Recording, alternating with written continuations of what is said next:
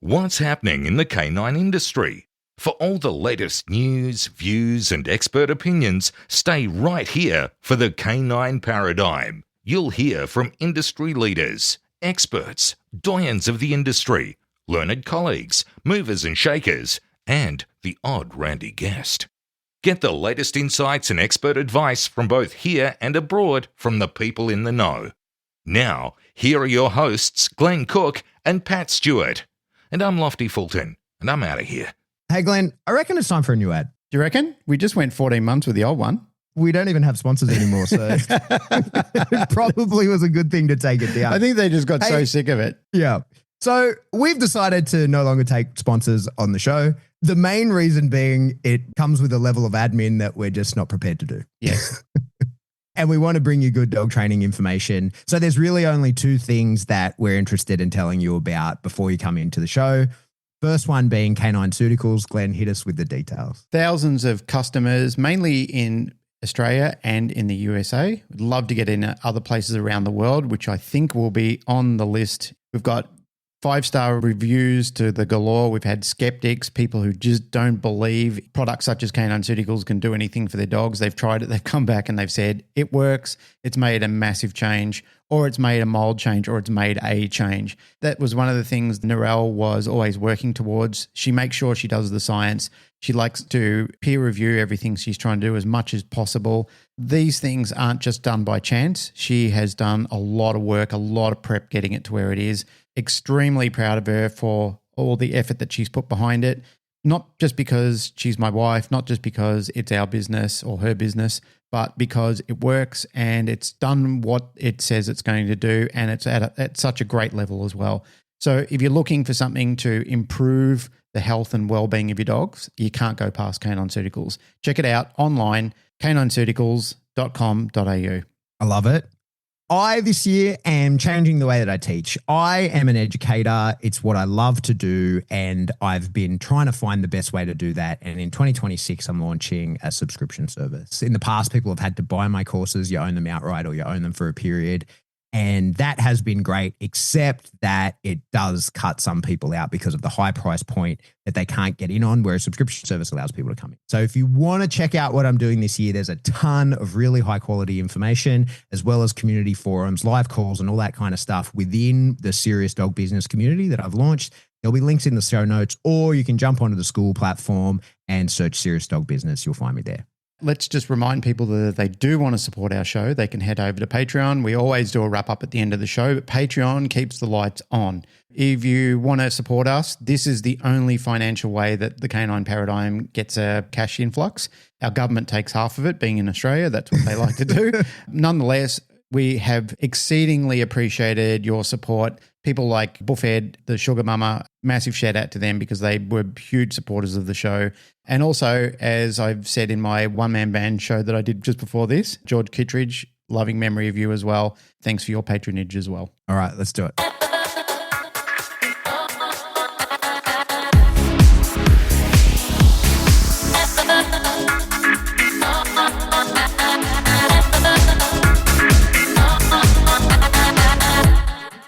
Welcome back to the Canine Paradigm. I'm your host, Pat Stewart, and I'm joined today by my co-host, Glenn Cook. Hello, sir. How are you?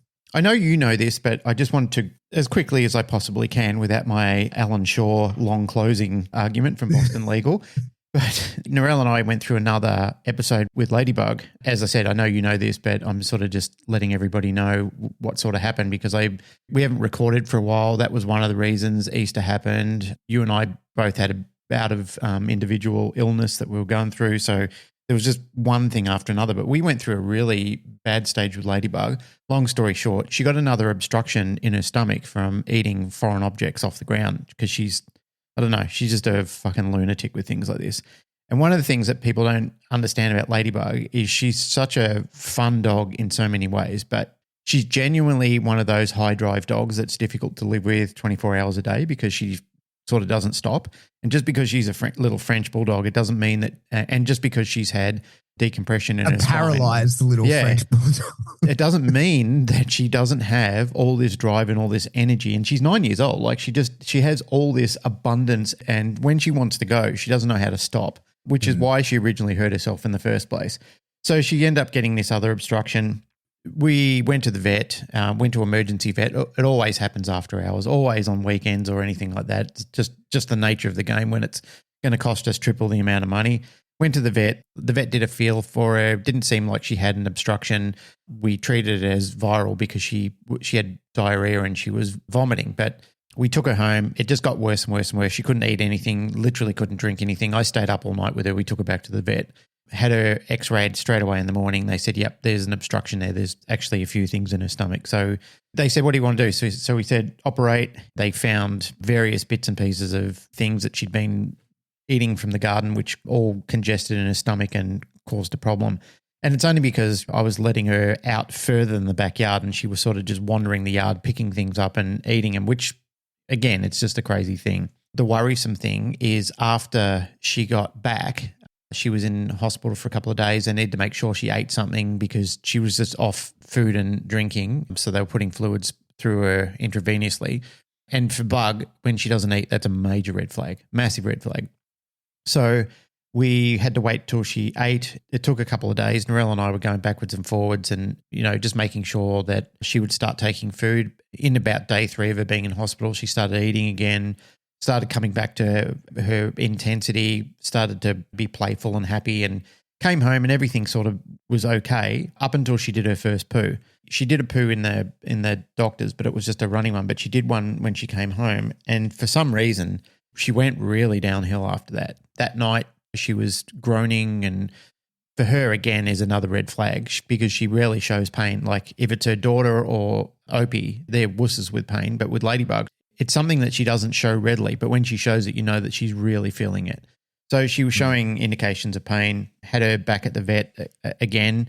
They said, look, she'll have to stay because, obviously we'd need to do ultrasounds and check over her. This was going on for quite a few days. She wouldn't eat, went off food again. She was drinking, but she just wouldn't eat anything, just turned her nose up at everything all the time and was getting weaker and weaker and weaker. Narelle was home with her, but I was around, I had to fly around training staff for work.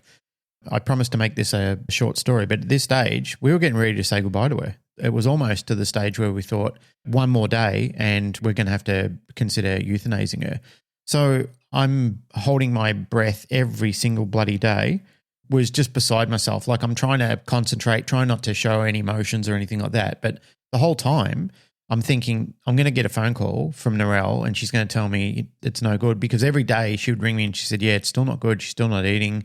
We're worried about her, but the vets want to try a few different options.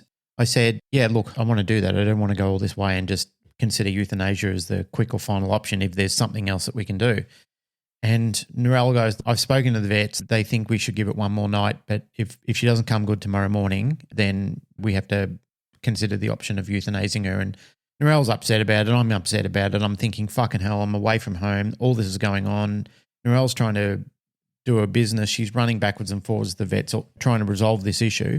And I wake up in the morning, I'm in Brisbane, and I get a message from Narelle, and I'm thinking, I don't know if I want to open this message because I'm just preparing for the worst. And I open it and Narelle's said, oh, good news, Bug started eating today. She went up and saw her. She said, she's picked up. She's eaten things that I'm giving her. The vets are happy. She's done a good poo again. So what had happened, long story short, of course, is that she got this process, and the actual affliction of what it is, I'm not sure how to say it, but it's basically where the intestines don't move your food through and digest it properly. So it goes down, sits in your stomach and just sits there. So it doesn't go on a conveyor system and go through your stomach and then digest and then go through your bowel and then get put out the other end. That wasn't happening. So we had to have her on motility and all sorts of things to try and get things going. The vet said, look, she's eating, she's drinking. It'd be good for her to go home and be in her own home environment. So we were taking her home with bated breath, thinking, is she going to come home? Is it going to be one of those things where she just turns a corner, or is it going to be one of those things where she doesn't turn a corner and gets worse again? And then we have to have the reality of taking her back and having her euthanized. Good news, she came home and she just bounced straight back to normal. All of a sudden, all the things that I'm thinking, I won't get to see this again. This will be the last time. And I'm literally going through this doom process that I won't get to see my fucking dog anymore. But yeah, she's back and she's with it, and she's back to her mischievous self, and she's up to no good, and she's doing all the things that she wasn't. But mate, she was at 11:59 of losing her life, and it was just fucking devastating. It's just devastating. And the worst thing is, it's terrible for anybody when they lose their dog. And I've done it a few times, and it's a tragedy every time for anybody. It's just a fucking tragedy. It's probably better that they just pass away and you don't have to deal with all the anguish, because I was literally looking at her all the time thinking, you're a dead dog walking. If you don't come good from this. I think in the last episode you and I did, when we were talking about different states of being, and when a dog is in pain or when a dog is in drive, they're different to the base dog that you actually know. The base dog that you know is a dog that you're very familiar with, and that's the reality of that dog the majority of the time. And you kind of have that, oh, I know you. But when they're out of phase with that and they're in a pain state or a very high drive state, sometimes you look at that dog and you go, I don't know you. Especially for people who are unprepared in drive and they see their dog kick in a drive, especially with another dog or a person or whatever it may be. And they look at the dog and think, who are you? Like, who is this dog before me? I don't actually know who you are. You're not the dog that we rumble on the couch or you play zoomies in the backyard. You're a different reality of who you are the majority of time that you and I are together. And when Bug's in pain, she's that same sort of dog. She's just completely different, which I understand as well. I was like that when I injured my leg. You know, a lot of people were messaging me and going, hey, mate, what's wrong? Like, you're not sending me memes, or haven't heard from you from ages. What's going on? And I was just sort of into looking after my leg at the time. Or if you hurt your back, you do the same sort of thing. Like, you go into this sort of stasis sort of mode where you're just caring for your injury, or you're trying to get yourself through it or get yourself to the other side of it. That part of it is part of the distressing side of watching your dog just withering away, because she was losing weight rapidly. She had no interest in anything. She was just in chronic pain all the time. And you feel so fucking helpless and useless that you can do nothing for them. There's nothing you can do apart from seek immediate veterinary treatment and just trust the process that things will get better. But there were plenty of times where I'm just thinking, fucking hell, we've just spent the money, which we elected to do. That was fine. It's not fine, but you have to do it. These are part of the process of having kids, or even a spouse or whatever it might be. Like when they get injured and sick, there's lots of time that needs to be dedicated to it. There's money that's got to be thrown at it. There's a lot of things that are going on. But the tragic side of it is just watching from the sideline thinking, I can't do any fucking thing here. Everything that I know how to do and everything I'm capable of doing, I've exhausted it. And I'm literally watching my dog fade away into a state where there's nothing more I can do about it other than just allow time to fucking go by. And mate, I cannot tell you how close several times it came to euthanizing her. Like Narelle and I having that conversation and then relaying it back with the vet, and the vet saying, I think we can do something else, but it's up to you. Of course it's up to you. You know, like I wouldn't blame you if you were looking at the euthanasia prospect at this time, but we can still try other options. And they weren't doing that as a cash grab. Sometimes it's just an arbitrary cash grab that people are trying to do. They weren't doing it that way. They were saying there are genuinely other things that we can do, but euthanasia is certainly one of those things that we can consider. Rather than putting the dog through all these processes of hell, we can definitely consider this thing. So mate, that was one of the things that we were going through. It was just fucking torturing for both of us. We didn't sleep properly. The pair of us were tossing and turning for weeks. We just didn't have any fucking peace, not knowing what the next day would bring, like what would happen, what stage was she going to be in, what do we have to do. It just prolonged on and on and on. But as I said, good news, she came through it. It's devastating when I hear other people going through this as well. Of course, because Narelle is into the health space for dogs, she hears these stories all the time. And there's been times where I walk past her office and I don't know what the conversation is because I wouldn't listen in and Narelle wouldn't allow me to listen in. But there's people having conversations with her where they're howling on the phone because she has either helped them and they're eternally grateful and they're tears of joy, or they feel like they've got no hope. And the dog is just in that stasis mode where everybody is saying, this is it. There's no more hope for you. There is nothing else that we can do. Sometimes there is. Sometimes you've got to dig a little deeper and fight a little harder for it. But nobody would blame you if you looked at it and said, I am so fucking fatigued and so tired, and looking at it from a situation of mercy, not just one of fatigue or giving up quickly, because there's plenty of people who do that. There's people who fucking kill perfectly good dogs because it's just an inconvenience and it's just in the way of a plastic cup. Believe you me, I know plenty of people who do things like that. They're just looking at it and saying, yeah, you're kind of filling up a place in my backyard. It's just better if you just disappeared and nobody knows why. Good luck, your story. I'm not going to judge you. God will judge you on that, but I couldn't do it. I just can't do it. I can't. I've been burdened with plenty of old dogs, but I don't see it as a burden. I kind of see it as a privilege. You got to kind of think of all the love and joy that you had with those dogs. Retrospectively, you got to, well, you should. You don't got to. You should kind of think of it as, I should repay this on the other end of it, as somebody will have to do for me one day when I'm old and feeble and I can't wipe my own ass. Somebody's going to get the burden of having to do that job. And sometimes family do it, and sometimes medical staff or aged care staff or whoever it may be, they do it, but they also do it with some kindness and compassion as well. That's all we wanted for Ladybug, was to say, well, you are a pain in the ass and you are a reckless little bitch that does all these crazy things, but we still love you and you've brought so much joy to our life. We can't just throw you on a scrap heap and say, that's it. You've become a financial drain and a massive inconvenience to us. Where I've had people before in conversations, and in their own way, they've kind of said, why do you bother? Why do you have a dog, a broken ass little dog that you have to put all this time and energy and effort into? My response to them is, because we, not I, we love the dog. We love the dog. We've enjoyed having time with her. I get it from you looking at it from an outsider's perspective. And I said, but don't ever raise this with me again. Like, you've had your one shot at saying it. That's it. I don't want to hear from you again about the matter. We're not having this conversation again. We elected to care for her. We were elected to look after her, for better or for worse, like a marriage vow. But even that doesn't stand the test of time a lot of times. But anyway, that's the story, mate. I just thought I'd quickly, well, it hasn't been quickly. It's been a good solid 20 minutes of trying to explain it.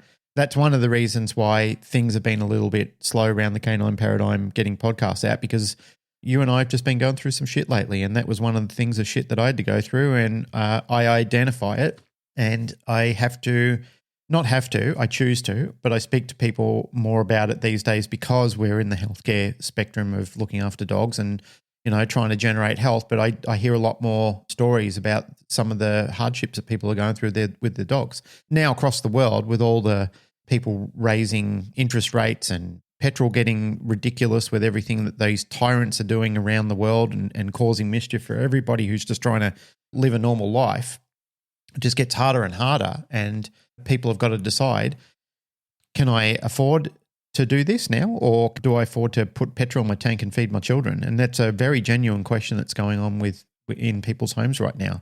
And it's one that's the very fabric of that is tearing people apart. They're split between the heart and the mind of having their body shredded in two places, and I can totally understand that. Yeah, mate, that's tough. Have you ever read the Bhagavad Gita? No, I haven't read it. I think we've talked about sections of it before, and I know that it's something. I talk about it from I think time to Birdie time, talks about it as well. I think it's something that she was very much involved in.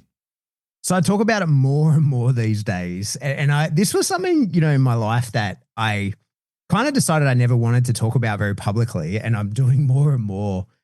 I only have two hobbies. One is dogs and the other is religion. I've kind of been into religion my whole life, but not like, I don't think of myself as a really religious person, but I like religions. I like studying it. I like looking at the stories. I like understanding them.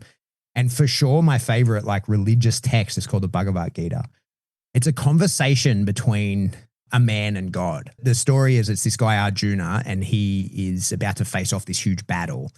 And it's a family fight. It's for control of the empire, but it's between two families. And so he's facing down the reality that he is going to have, he's the badass warrior. He's the main guy. And he's kind of facing down the reality that he's going to have to slaughter half of his family in order to control the empire. And he's starting to sort of second guess the whole thing. It's like, do I even want to fucking control it all? Like, why should he is the rightful king. It is what he's meant to do. Suddenly his charioteer, so like his servant, I guess, for lack of a better term, who has been his friend his whole life, reveals himself in that moment to be Krishna.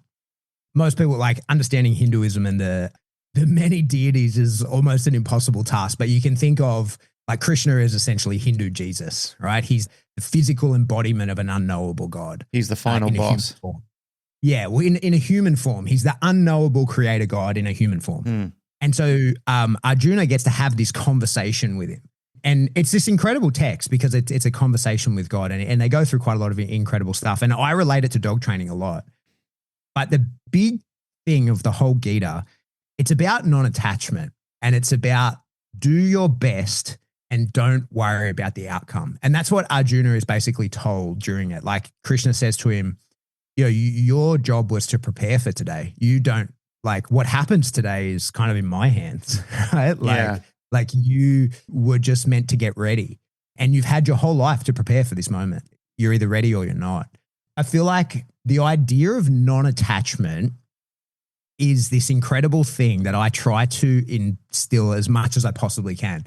There's a guy I like to follow, Dr. K. He's worth a Google. His name's Dr. K, the Healthy Gamer, and he is a doctor of Ayurvedic medicine as well as like Western medicine. And so it's quite amazing. He's essentially a monk turned doctor. He spent 7 years training as a monk and then became a real psychologist. Cool. Or a Western psychologist, I should say. His description of non-attachment is the best in that he said that he topped his class at school and didn't turn up to receive the award that he got because he never looked at his marks. And he said that's what non-attachment is. Like he studied his ass off. He did the best that he could, but how he went in the test is none of his business, right? Like his job was to ready himself for the test, but the outcome of the test is no longer in your hands. So he never even bothered to look at it, and that allowed him like true detachment from the outcome of his work. And he topped his course and didn't show up to get the reward because he didn't know. He never looked at his marks. He knew that he'd passed, and that was all that mattered to him, and he just was going to work as hard as he could to continue passing. I bring this up because I try to live by that. And when you talk about sick dogs, the problem with non-attachment is it's cool when you're not deciding on the outcome. It fucking falls apart in my mind when you have to decide on the outcome, right? So like when they say, oh, look, there's these things we can do. Your dog is sick. There's these 3 things and they're risky and it's potentially the dog could die from it. You then can go, all right, let's do it. I'm not attached. Like maybe this works, maybe it doesn't, right? But when one of the things that's put before you is we killed a dog, then it's like, well, how do I not attach myself to the fucking outcome now? Yeah, exactly. Right? Like that is and of course, people who are better at this stuff than me will explain how, but by gosh, that is not an easy thing to do. And I feel like that's the stress of those situations. For me, I can look at a situation and go, without giving too much details, Remy's sick. He's old. He's got stuff going on. He's got his own health things and he's not at that point yet. So there's a lot of things that can be done and I'm not attached to the outcomes. I love my dog. He's old. He will die eventually. And there's treatments that he's undergoing and there's things that they're doing and we'll see how they go. Right. But when it gets to the point of one of the decisions you have to make is that, do you want to end this now or not? That's very difficult to get not attached to the outcome of how that goes. Oh, hell yeah. That is you putting into place. And like I said, there's a way. People who are better at it than me will explain that to you. But it's fucking near impossible thing to do when you're in it in that moment. Hey. Mate, relating to your story, that's where the concept of easier said than done comes into play. Yeah.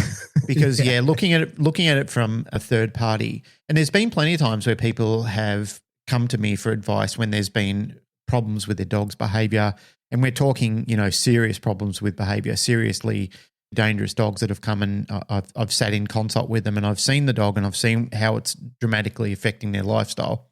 And of course, I like to try and give people options rather than just lead them straight into you must euthanize this dog. But that's certainly part of the conversation when we're at that stage. And, you can always see people shuddering when you say that and their lips quivering. It's one that I say with a lot of compassion and empathy when I'm having that conversation with them. And as I say, I lead them into that point, but I say, all right, here are the options, and I start with the other ones first. And sometimes it might be that we're talking, we could possibly try some training.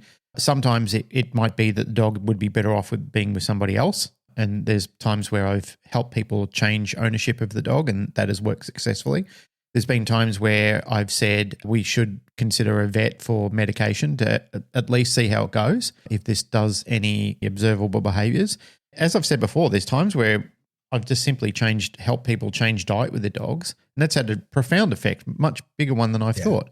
There's the reality sometimes where you're taking their problem and giving it to somebody else, and this dog is not a dog that would work well in any environment that it goes into. So you're considering not a dog that's dying or fading away, but a dog that has life and years ahead of it, that you're now talking about the concept of euthanasia. And this is why I say, I don't just blurt it out. It's not something I just say, oh yeah, just, snuff the dog, euthanize it.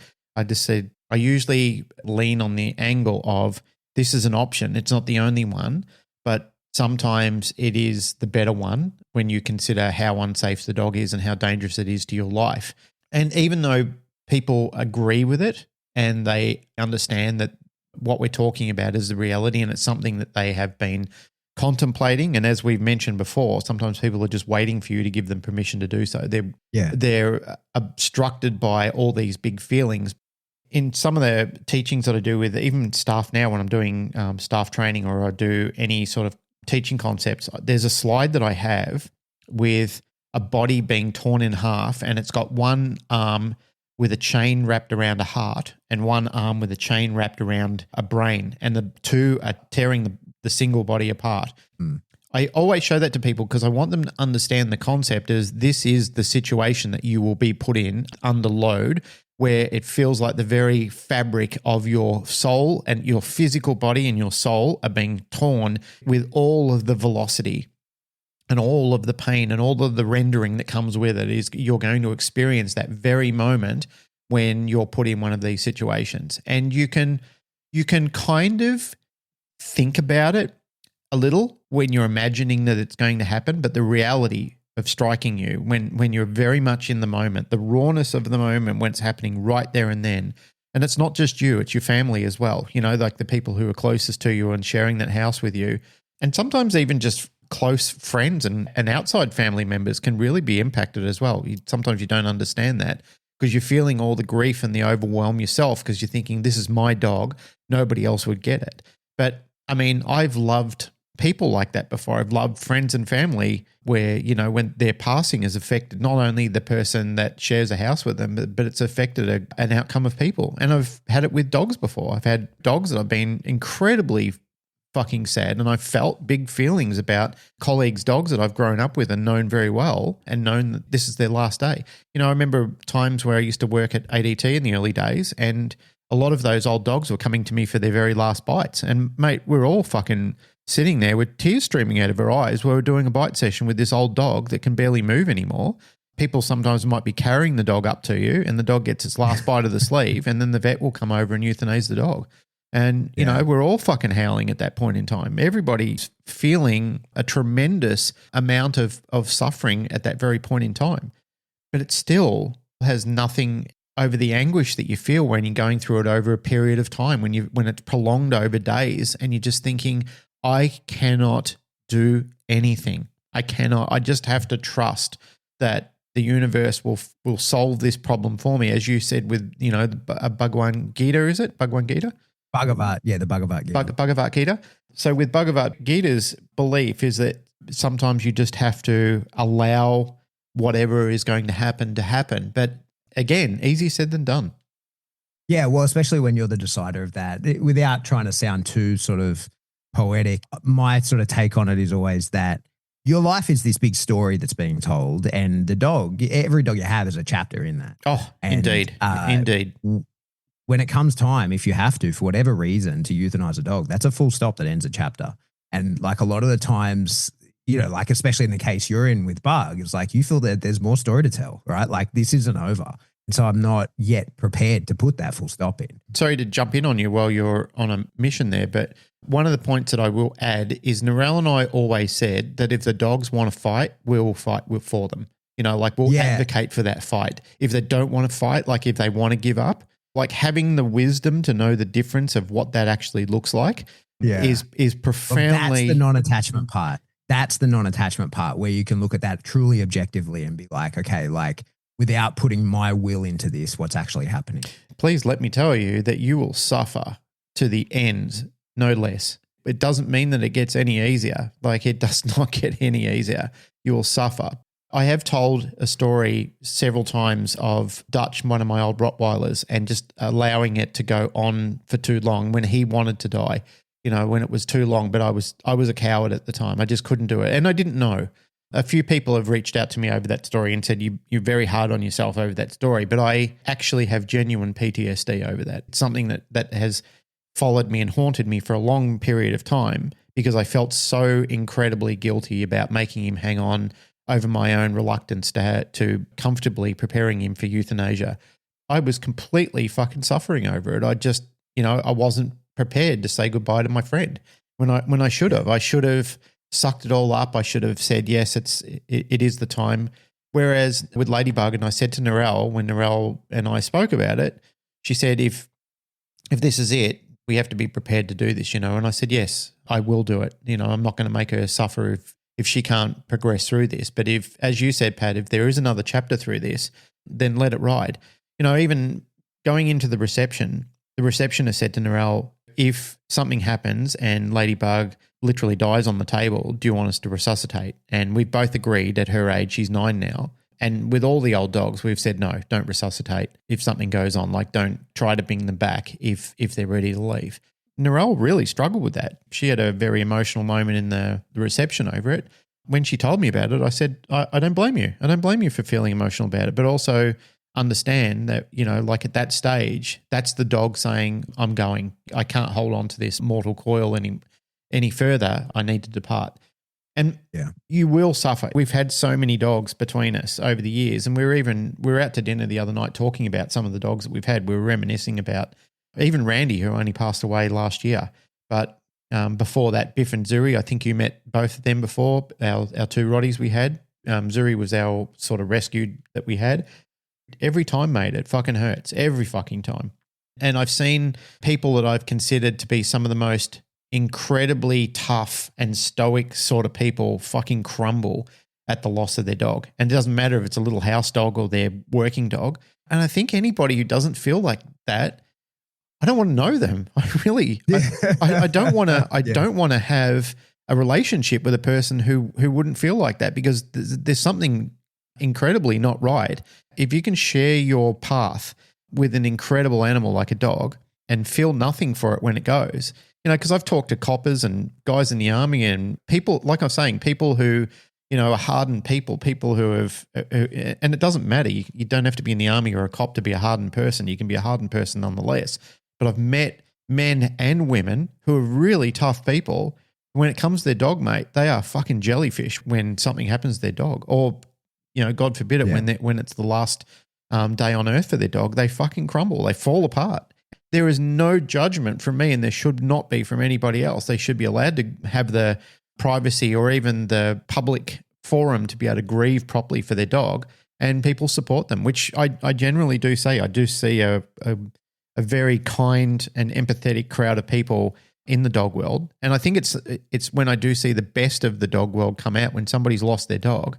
And even some of the shittest people that I've known still share a compassionate thought for people when their dog passes away. And I think that's incredibly, that says something in the moment, that you can still be a terrible person in a lot of ways, but you can still have a shred of decency inside you, just a shred, the last bastion of fucking hope for you, that you can say something nice to somebody when their dog passes away, and say it genuinely as well. Yeah, say it with truth. Yeah, say it with truth. Well, so I'm glad she's doing okay. So much for that being a fucking short story. Pump it up. Let's lighten the mood. Come on, let's do some dancing. Yeah.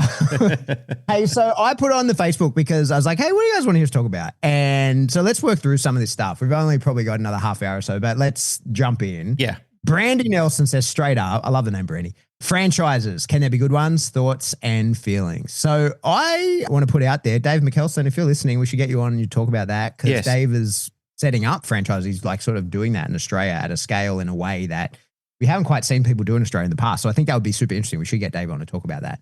But I've been thinking about this, and the truth is, I think of franchises, like as a big picture, is if you just want to be a dog trainer and you want to have your own business kind of, and you don't want to do all the business shit, it's a great idea.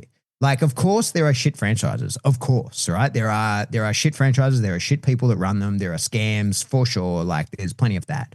But the truth is, I think that, as a dog trainer, if you go into business, the problem that I constantly face sort of coaching people is most people who go into dog training do it because they're good with dogs and they want to train dogs. And then when you do that, I say to people straight up, I'm like, hey, what have you got as a booking system? Let me see your website. Let me see how people are going to give you money. What's your banking system set up like? Like all of this kind of stuff. Like, have you structured correctly from the start to make sure that your tax is all done correctly and all that? And like setting yourself up with the correct structure, just financial tax structure from the start, because you never know where your business is going to go. Like, I've seen it. I've been a part of it. I've watched a friend of mine's a business become a disaster because he was successful, because he never expected to be so successful. It was a very poorly done structure that he was never expecting to make a bunch of money through, and then made a fortune through and lost a fortune because of the amount of tax he had to pay because of the shitty structure that he had. So I think that kind of shit is boring, and I don't want to do it. I don't like, and it's a pain in the ass and it's a hard thing to figure out. So I think that if you're not interested in that stuff and you just want to train dogs, sometimes buying into a franchise can be a great way to do that if the package that they have for you has all of that complete. And then you can go, oh, the business side of this is done. Yep, for sure I'm paying this person a percentage for the rest of my life or whatever it is. But maybe that's a good thing to do if they're providing you a service that is worth its while. Because I'm not a franchise. Nobody takes from my bottom line, right? Like nobody is saying like, okay, this is the profits of this month, but you have to give me 20% of that. But by fuck, I'm giving a lot of money to a lot of different companies to do shit for me. You know what I mean? And like none of them are taking 20%, but everybody's taking this bit or this fee for this. And then you got to have a bookkeeper, you got to have an accountant, you got to have like, there's a lot of different businesses you have to employ as a small business haver that assist in the running of your business. And so if you can pick up a package where all that is taken care of for you and done well, then I'm not opposed to that. I think that's probably a good move. And it means that you can just do the dog training if that's what you're into. So that's my rant about franchise. I do agree with you, mate. I think having David McKelson on, he's overdue to come on anyway because he's a fascinating person working with elephants in zoos and so forth, and very capable trainer himself and a very good business person himself. And I really enjoy what he's doing as a model down there. So, yeah, I'd love to get him on and talk to him. One thing that I would direct you to doing if you're thinking about franchise or getting involved with a franchise or setting up a franchise is watch the movie The Founder with Michael Keating. He plays the character Ray Kroc, who started the McDonald's empire, and fascinating movie from start to finish. And even the concept of how Ray Kroc got started, I think he was selling milkshake machines in his 50s or something like that in the back of his car. I read his book years and years ago because people in business back then were saying you really need to understand how Ray Kroc set up his business franchise and got everything going. And he was brilliant the way he did it. Long story short, he was selling milkshake machines out of the back of his car. He went down to, I think it was in California in the United States, and he saw the McDonald's brothers running their routine in their restaurant, which was called McDonald's. The way that they'd set it up, the systems in place, the operating procedures that they had all the way back then when that wasn't all the rage in business. But it was just something entirely different from what the rest of the world did. Everything that they were producing was done well. The burgers looked great. The beverages were all tasty. Everything about it was impressive, and he couldn't help but being impressed about it. And it really played on his mind to the point where he kept going back to them and saying, hey, I want to get involved in this. And long story short, he did. He ripped them off, like he fucked them over big time, stole their name, took the concept, but he made a multi-billion dollar enterprise out of it. There were a couple of things, like Pat was saying before, that he got involved in, and one of them was land banking, like actually buying the properties so he could rent them back to the franchisees. The main point of me talking about this, and the reason I'm saying to people, watch the movie, is because at one stage when he was trying to set the franchise up, it wasn't working because people were just doing all of their own thing. Like instead of them selling and running the place like he wanted it to be done with the neatness and the productivity, they started thinking, fuck it, we're just going to sell fried chicken and let people hang around in the parking lot and leave litter and rubbish all over the place. Whereas he went out to visit it And he used to lose his mind because it was nothing like the dream that he wanted to. And it was failing. The whole concept of the franchise was falling over, fundamentally because he had the wrong sort of people in there. But when he identified the right type of people to get into it, wholesome family people, husband and wife sort of businesses where they would buy it and then they would replicate the dream, McDonald's started flying. There were businesses popping up all over the country. And that's why it became such a internationally well-known enterprise, is because he controlled it all. He made sure that the people that were working for him and with him in the business and both on the business kept the routine operations, that if you got a Big Mac in California, you'd get the same sort of Big Mac in New York. It wouldn't be any different. It would be the same service. Everything within the restaurant, the way the restaurant ran, the way the restaurant looked, the fundamentals of the restaurant, it would be the same. And it should be the same if you're doing a franchise here as well, which is one of the nice things, and using ProDog as well with Dave and even Edie down in Melbourne, the same care and management structure when you go around to their facilities, neat, tidy, give a shit, place looks great. After they've done training, they're mopping and vacuuming and cleaning the place up. Place smells amazing. It's meticulously clean. I think Dave looked around for a long time before he found the right type of person to start his franchise business off with. Both he and she were looking at sharing that same sort of vision. Let's create a professional organization where we can employ other staff, where we can run these daycare and training services and have a place that looks great, is sign written up nicely, has, like a little shop out front with selling a few products and services, making sure that it's the same, like if you went across to Dave's one or you went across to Edie's one, you would say it's the same, it's just different people doing the required work for it. Some franchises can be absolutely fantastic. And there are ones that I've seen that have come and gone. There's some that have come over from the States that have tipped over. And primarily, I think maybe it's because some people have said to me, look, you don't get the support. You're kind of like on the list of forgotten people because you're too far away. Yeah. And I'm not going to be critical here because I do love the organization and many of the people within it. But I found the same sort of thing with the ICP, is that if you're involved in going over to the States, everybody wants to know you. But when COVID happened and after that, when that umbilical cord got cut, it's kind of like, oh, well, we'll just go back to business as usual and keep it all in North America. I understand that because of the difficulties of trying to get it into another country and trusting that there are people over there and a network body that's basically going to say, yeah, we're going to run it the same way, allowing for a few little differences that happen from country to country. Because I know when I was trying to work with the European sector, the Europeans are a little bit different. The laws are different. The people are different. There's a little bit of thinking that's different, but you still got to try and fall into that main category, because even though there's differences in McDonald's the same way, like I think in France, they call it a Royale with cheese instead of a cheeseburger or something like that, or a quarter pounder with cheese is called a Royale with cheese in France. So there are like, little Pulp Fiction. Yeah, that's right. It came from the movie Pulp Fiction. But there are little differences that happen because of the customs of the lands of what that you're in. But my point to this is that there are times where franchises are very good and there's times where they just aren't. They're not good at all. Yeah. The people who set them up are doing it literally as a cash grab. That's all that they're trying to do, is just, set something up, quickly get it. Hopefully that a private equity will come in and roll it all up and they can sell it, make some money and move on and try and do it again somewhere else. Yeah. There's some pretty stringent protections against that in Australia. It'd be good to have Dave on because I don't know all the details. I'm sure he does because he's doing it. But my brother owns a big name that people franchise from him. And when he was setting that up, I remember sort of having a conversation with him about, it's wild. Like in Australia, there's a lot of protections against dodgy franchises. Like in order to franchise your business, there's a lot of gates you have to go through to prove that you have a truly well-functioning business, that other people, that you actually are handing over a working model. There's a lot of gates for that. There's time and money. Like there's a lot of things that you have to prove. Yes, this is a good model that I'm going to sell to others. So, but Dave would have all the details on that. I'll leave that to him. Our next question is Brandy again. She hit us with a bunch right off the jump. She says, how AI may influence or impact the future of dog training. Oh, how scary. I'm terrified of AI, as everybody knows. I went through a brief period of trying to be less terrified of it, and all it did was make me more terrified.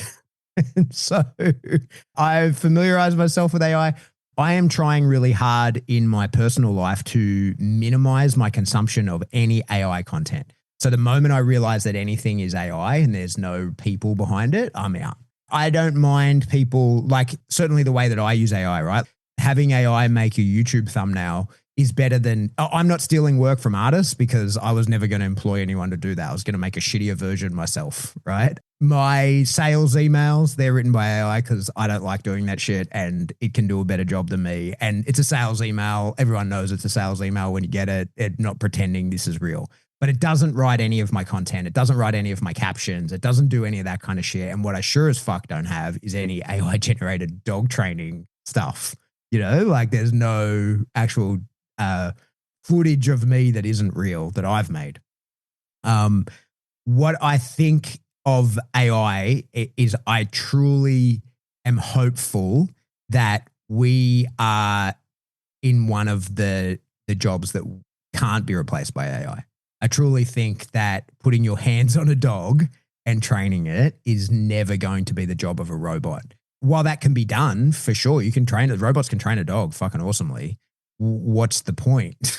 You know, like what the fuck is the point? It's been my experience with AI, and I wrote a big thing about this and never posted it. When I was working at Sales Sniper, for people who don't know, people, newer listeners, like I took a 6-month kind of hiatus from dogs and worked at a media company, and AI became a thing while I was there. I watched copywriters. I watched the whole copywriting department get sacked, or not sacked, but just redundant. They're all contractors, so no more work for you, right? Like because this machine can do it. So for sure, loads of people have and will continue to be replaced with AI. But what I said at the time, and I feel really strongly about, and I never put it out there, was that if AI is writing your content, you are not the industry leading thought leader you say you are, because AI is not creating anything cutting edge in the dog training space. That's for fucking sure, right? Like it is just recycling nonsense. It's drawing from a bunch of people's blogs and shit, but it has never put its hands on a dog and smelt it and felt it and had to yield when the dog pushed to make the dog yield. It's never done that. And it can't. And it will never understand what it is to be in that space moving with another living creature. So the idea of learning the basics of dog training, for sure, AI can do that, can teach you, no problems. But the actual doing of the job, we're not getting replaced by robots. Can robots train dogs? Yep, fucking oath. There's plenty of detection dogs that are trained with like robot systems that come out fucking awesome, but they're not living with people doing the things that people want their pet dog to do. And like sport dog training sure as fuck ain't getting replaced with AI, because the whole process of doing it, right? It's not having it, it's the doing it. So we're not outsourcing the doing it when the process, the actual objective is the doing, not the having. So that's my take on it. What do you reckon? I think one of the things that has surprised me with AI is how quickly it is adapting to the academic side of what we're learning. So a lot of things that I've learned, and it's taken me years of accumulation, just because you need to sort of find the right person or read the right book. AI is fast tracking all that now, and it's doing it very, very quickly. So it can recall anybody who anybody considers as a master of training. AI can sort of combine all that, and you can even tailor that to them and say, I'm looking at the works of this person combined with this person, and AI will generate something for you that when I read it, I'm thinking, holy shit, that's impressive. That's right at your fingertips right now. Before ChatGPT 5 was out and 4 was the industry standard, even then it was pretty good. But now number 5 and the thinking version of that was written and coded and designed by ChatGPT 4. So it is already a significantly better version of itself. So the academia side of it, some of the conversations that I have with it when I'm driving long distances and it and I are talking to each other, and you pointed out a while ago, Pat, that I'm asking questions at a different level than your average pet person is going to ask. So, of course, I know where to dig around for information and, you know, some of the paradoxical sort of things that you really want to uncover and dig out and grind through. Other people won't go to that sort of distance. So they might get a redundant or a very collective style of a lot of other people's various works. And ChatGPT won't think anything different of that. It'll just think, oh, this is what's been popular on blogs and there's a lot of this going around, so I'll just plaster that on their feed.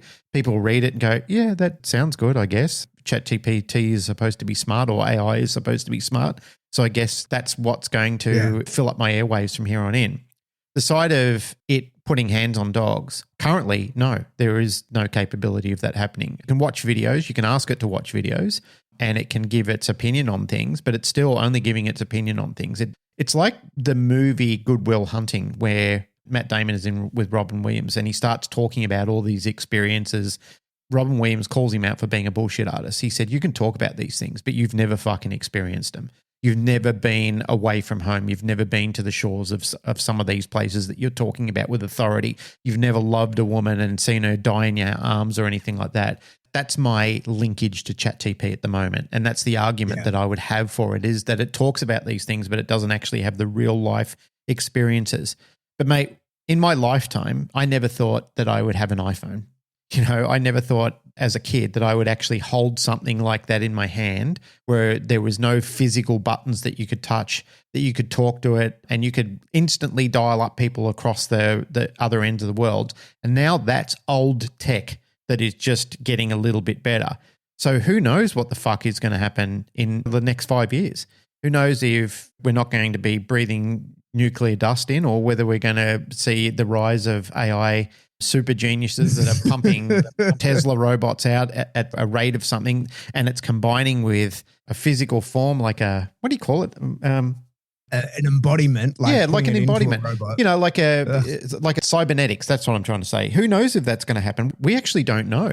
Okay. Because we're into a realm where things are progressing so quickly with these super intelligences, and we're birthing, you know, like everybody who is getting involved in this in their own compartments, like different countries, they're all giving birth to a digital god that is going to do something. And it could be like people. It could be that some of them are benevolent, and it could be that some of them are totally not. And it could be that some of them will fight with each other for dominance over resources or the planet or the people. And it could be that people become fodder to them, because as many people have pointed out, in first contacts where a more advanced civilization has met a less advanced civilization, it's never ended well for the less advanced civilization. And that has been stated many times, and there's historical data that goes back through all human experiences where that has happened on almost every encounter that's ever happened. So that's the worry that people are actually going to have and happen. But that's a long way from, could ChatGPT or an AI or a super intelligence actually be able to train a dog? I just have to say, I don't know. And the reason I don't know is because nobody is going to reveal that card to you of what they're developing in these massive underground bunkers where they're churning out things. And the only time you see them is when that tech becomes redundant, or when they use it in wartime and they have to reveal that these capabilities, like, I mean, look at these hypersonic missiles that are now coming in and just fucking dashing in and exploding before any defenses can stop them, and all those sort of things. That might be old tech as well. You know, that's been talked about for the last 10 years, hypersonic missiles and so forth. But now you're actually seeing them because people are starting to use them in warfare. So, yeah, I don't know. I do worry about it. I worry about what's next for us. But, you know, we might be running for our lives and hiding in fucking caves in the next 5 to 10 years. I don't know. I don't even know if we'll be worried about training dogs in the next 5 to 10 years. Okay, so I got two things to say. First one, give me a yes or no. Sure. In 18 months, if there is an 18 months from now, when Optimus robots cost 20 grand, do you get one? I would probably say yes. Yeah, because this is the thing. I hate doing laundry. Yeah.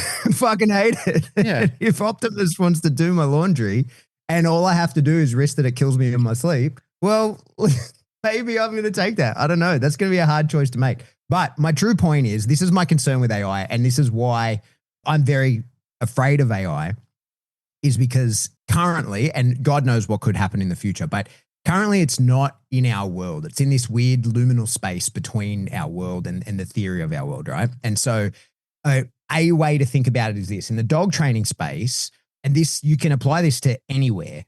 You imagine, and I'm going to upset some people here, but fuck you, right? You imagine you get like a group of dog experts. I'm a true dog expert. You're a true dog expert. And I would say 80% of our listeners are dog experts, right? And by expert, I mean they actually know what the fuck they're doing. They're dog trainers. Yeah, they're out there. They're professionals. They're running the beat. They're all hands on dogs, Yep. right? Yep. So now we have to admit there's layers to expertise, right? And there's a hierarchy in there that is very difficult to determine.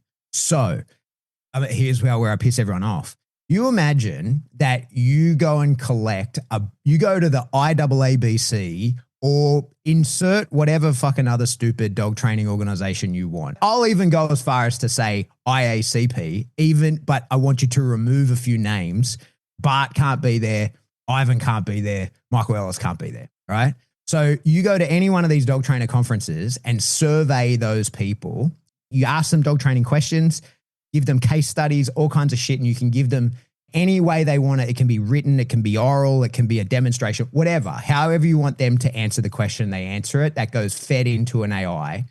Now, all of those people, you could have 500 people at that event. I've got the opportunity to pick the mind that has this new collective mind that has been created from those 500 people. I can ask that machine, that AI that has all of their information plugged into it, a dog training question, or I can ask Bart Bellin. I'm asking Bart because I don't give a fuck how many fucking dog trainers at the IAABC you ask questions of. Bart is going to outperform them at every level, every time. And so is Ivan, and so is Michael Ellis, and so is a bunch of other key people who are savant level experts. And that's what it will never be.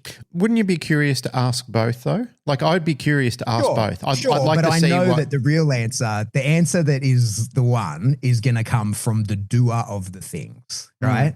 Because one of the things, and you know, far be it from me, a person who has an online business, to push this narrative, but one of the things is like, I want to fucking smell the dog. I want to see how the dog moves, not just through the lens of a camera. I want to see when I posture this way, what do you do, right? There's a lot going on in the real world that is not tangible to most observers. You know what I mean? Like, absolutely. Absolutely, I do. You and I might watch, I don't need to say Bart, I don't need to say Ivan. Like Bart, Ivan, and Michael are the trinity of the sort of unapproachable, right? Like you can choose which kind of method of dog training you like and which one of them you like better. But for balanced dog trainers, we look at the three of them and go, oh, holy fuck, like they're the goats. There's probably people who are as good and better, but we don't know them, but they're the goats. So just that's a good point. That's a good point worth mentioning, is that there are other people out there, and there are certainly people who are rising in the ranks now. It's just that we don't know them. For sure. But we know all three of them. They're trusted. They're proven. They're trusted. To them all. Yeah. Yeah, and when you work dogs with them, you can see it. The real experts have something that is non-tangible in that moment. I wouldn't say that you have like some sort of telepathic connection with the dog, and maybe that is the case. Maybe that absolutely is the case. But you see a reading of body language at a level that implies a level of telepathy. There's an energy exchange. I don't care. Like how it's an anticipation. That's what it is. It's an anticipation of each other. Yeah. Even the most materialist, reductionist person observing a good dog trainer will tell you, oh, there's an energy exchange there, right? There's a give and a take. There's a push and a pull. Yeah. That's the thing that's not going to be for now. And with the sensor data that we're using to view dog training, that's what we are not able to train an AI to that level of. That's a good point, mate. And I think it goes without saying that some of the greatest things that I've learned have only been little things. They haven't been big chunks. They've been little increments that I've looked at and I thought, holy shit, that was the connective tissue that I've just missing out on from going between good and great. Yeah. Yeah. And I think the other thing is like AI is like, especially with dog stuff, like it's trained by the internet. And the fucking internet is full of nonsense, like total nonsense. You have a look at the people who have the most to say about dealing with dog aggression. I wouldn't let them anywhere near my fucking dog. The people who have the most to say about the way that these things should be dealt with, I wouldn't let them fucking take my dog out for a shit, let alone fucking actually try and train the dog. But they're the ones that write massive blog articles. They're the ones that write these huge, and what they're doing is getting AI at the moment. It's glaringly obvious. They get AI to write that.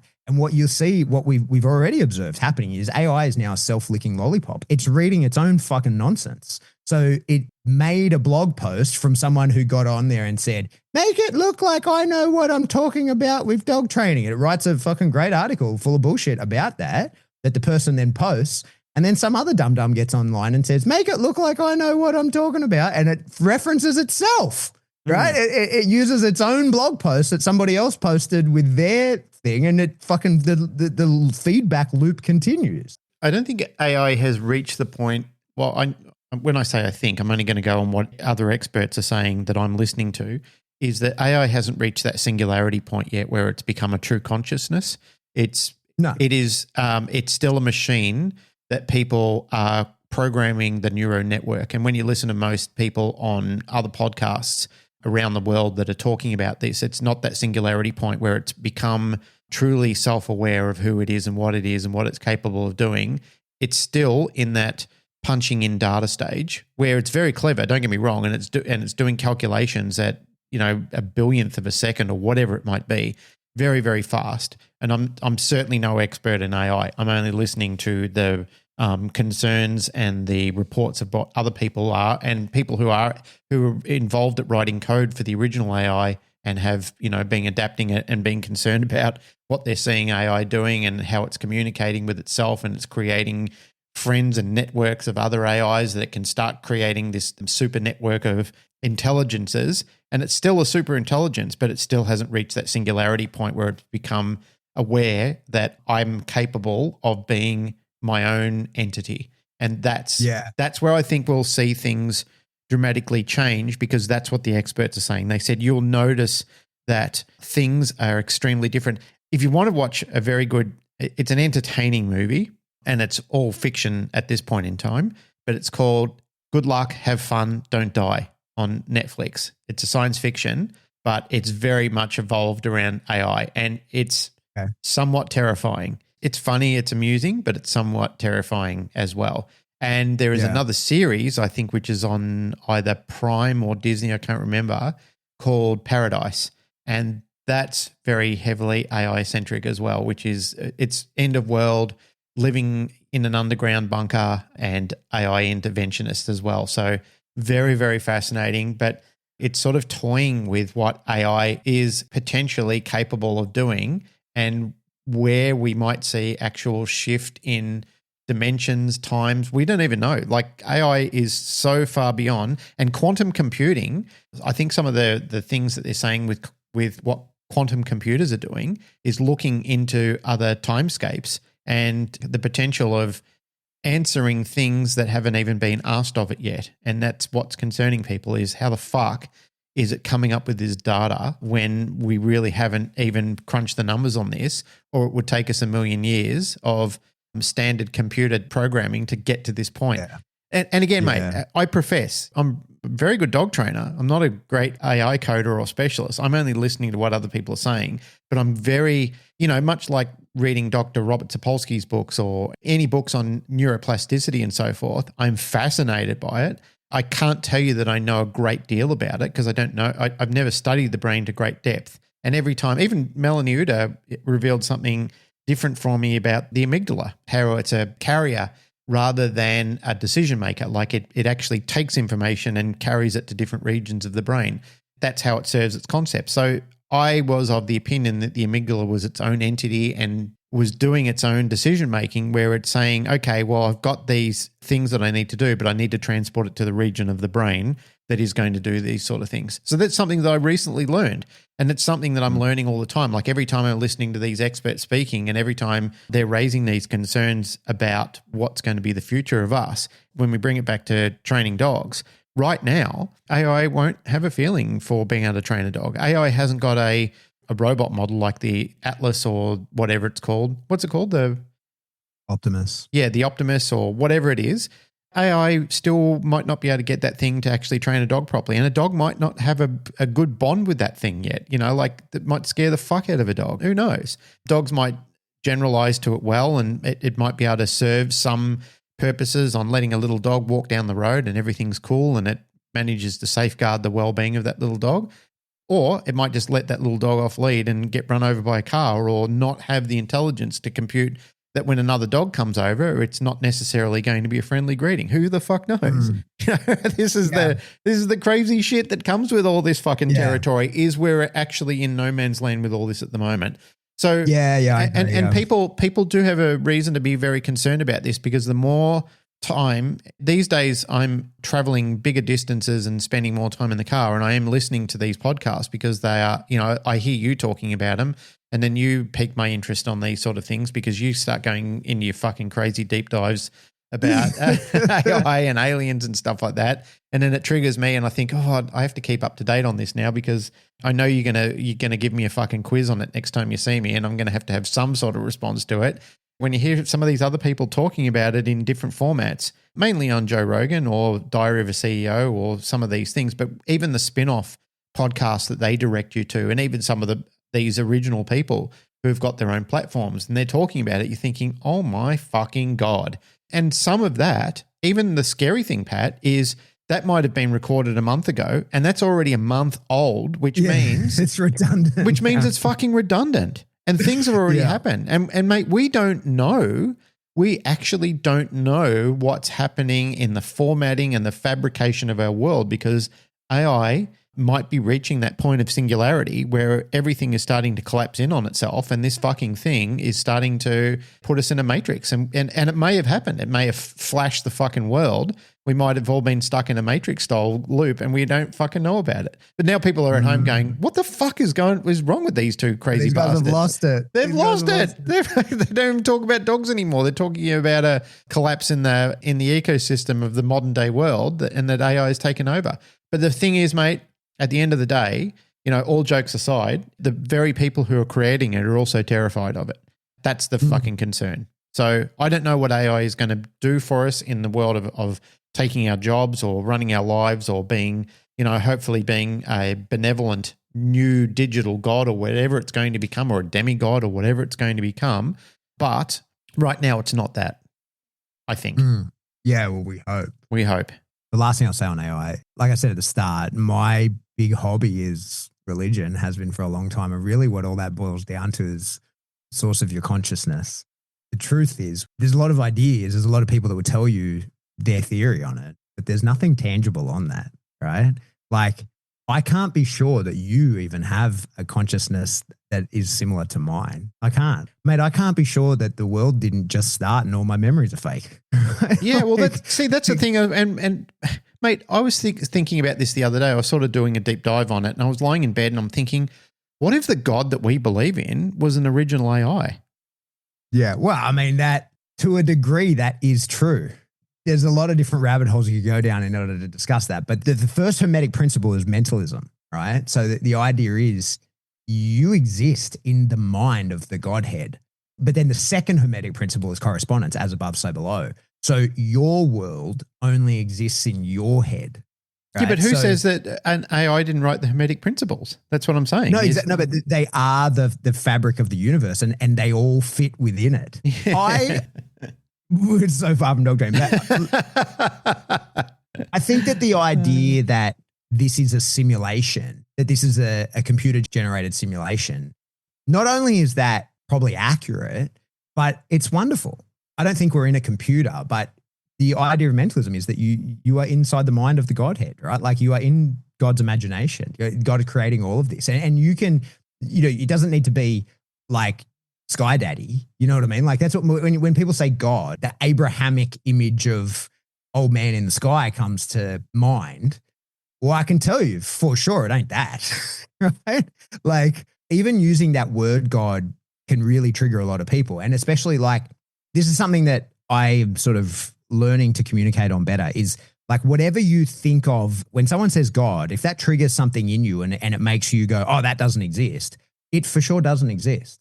That thing you're imagining, that God that you're imagining that doesn't exist, it for sure does not exist, because the actual creator God is unknowable. That is the crux of every religion. But it says that in the Bible. You have no idea what the true image of God is. So he had to create himself in your image so you would understand. And that's why that's right. So the prophecy of Jesus. In the Bible, Moses only got to see God through an open door and only saw his shoulder. In the Bhagavad Gita, Krishna reveals himself. It's an unimaginably bright light. In every religious, the idea of getting to truly understand the unknowable creator God is impossible.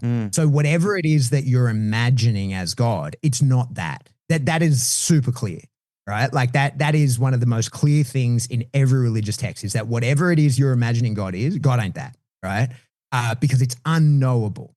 That is the cause of the separation, right? Like that's how we're stuck in this situation where we don't know what the fuck is going on, is because it's unknowable to us. Yeah. It's kind of the point, right? Anyway, we're a long way from dog training, but the point is fuck AI. Probably a good time to wind it up. Our next question says, do an interview with Gary Wilkes, but we can't do that right now. I can't do that. This was, we were asking for in the next 30 minutes and I can't get him on. Yep. What I will say, and I'm excited as we'll do a bunch of episodes and we'll go through a bunch of these questions. I'm enjoying how many times you guys have said you want to hear us talk about aliens. Oh yeah, I know. Yeah. So fucking clear live as far as I'm concerned. We just had a full religious conversation about what is God and what is not. So aliens is a step down from there, that's for sure. Well, I just listened to, I was listening to the episode with Bob Lazar, and fascinating interview. One thing that I will say, which really did surprise me, is Bob Lazar just said to Joe Rogan, he goes, "Oh, I'm not really into UFOs at all. I just happened to be working in the field and accidentally stumbled across this technology." And you could hear Joe Rogan just being floored by that fucking response, is that, you know, here is the guy that is being held as one of the principal icons of ufology. And he's kind of like, you know, UFOs don't really interest me all that much. It's just that I hear a few things and I know a few things. He goes, it's just the tech that I'm interested in, not really the concept of aliens and UFOs. I found that fascinating. Yeah, for sure. Which makes me think that he's more legit than what you think. Yeah. What? Because he's not a fanboy. He's just a nerd. Yeah. I haven't watched the doco yet, and I've given up on Joe Rogan. I don't like the way he treated Theo Vaughn, so he's dead to me. Oh, really? About the depression thing? Yeah. I thought that was fucking dog shit. I think that what he said to him disgusted me and like really put me off. A lot of people were really upset about that. Yeah, man, that really was telling. Yeah. You know what? I think we should wrap it up. Yeah. Hey, that's it. Another episode, Canine Paradigm. As always, if you like what you hear, just like, rate, share, subscribe. Do whatever, do that through however you download the show, and then go somewhere else and do it there. We say this all the time, but it actually is a massive help. We don't do all the things that a podcast is meant to do to stay relevant, because we just do the podcast.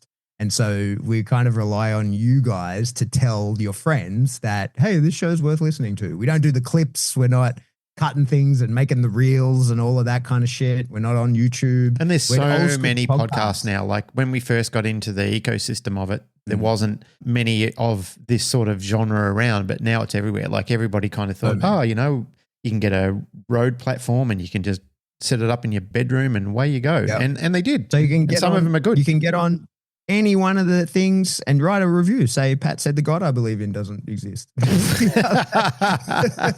he also said, fuck AI too. So just when I checks the script on that. Yeah, we'll suddenly get fucking shadow banned everywhere. Yep. All right, if you want to support the show, the best way to do that is Patreon. That's where all of our support comes in financial form. $3 a month gets this giant backlog of information, but what you're really doing is supporting the show. You can pay $10 a month, there's live streams, and there's heaps of other different stuff. But the truth is you're keeping the lights on and making sure that the show keeps happening. We really appreciate the people who have been doing that for many, many years. You guys are incredible. Truly, truly, truly. It's very hard to explain how appreciative we are of the support that we've gotten to this point, and love to receive it going forward. Yeah, absolutely. Another way to support us is to jump into Spring, links in the show notes, and you can check out the shirts and t-shirts and wall tapestries and all that kind of shit. And if you want to get in contact with us, best way to do that is to jump into the Facebook discussion group. There's thousands and thousands of people in there, all keeping it real and not being dicks to each other. It's one of the last bastions of the dog space online doing that. Yep. You can buy something from, if you want to check out Pat's school courses, you can get on there, jump on there. Yeah, we have no more sponsors. We're sponsoring only ourselves. Check out Canine Pharmaceuticals as well as my school.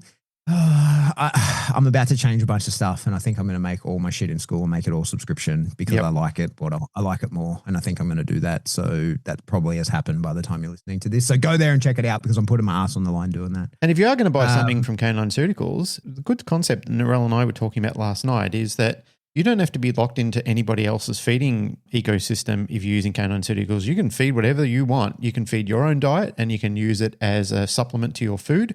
So you can add value to your food or you can enhance it even further.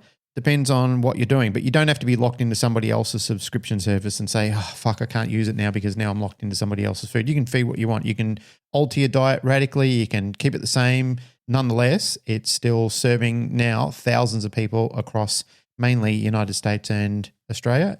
The feedback that I see coming back is been absolutely fantastic. Yeah. I'm very proud of it. If you've got a dog with any sort of ailments, itching, gut disorders, all those sort of things, get on there. There's a survey that you can take, but Canine Surgicals is doing great things for dogs. What was my last bit? Oh, you want to shoot us an email? We are info@thecanineparadigm.com. Love you all. Goodbye. Wrong one. The wrong one. That's the first time. That's a first. Yeah, I'll take it. Don't. I'll do it. Da da da da da da da da da. Come on, keep going. That's it. That's all I've got.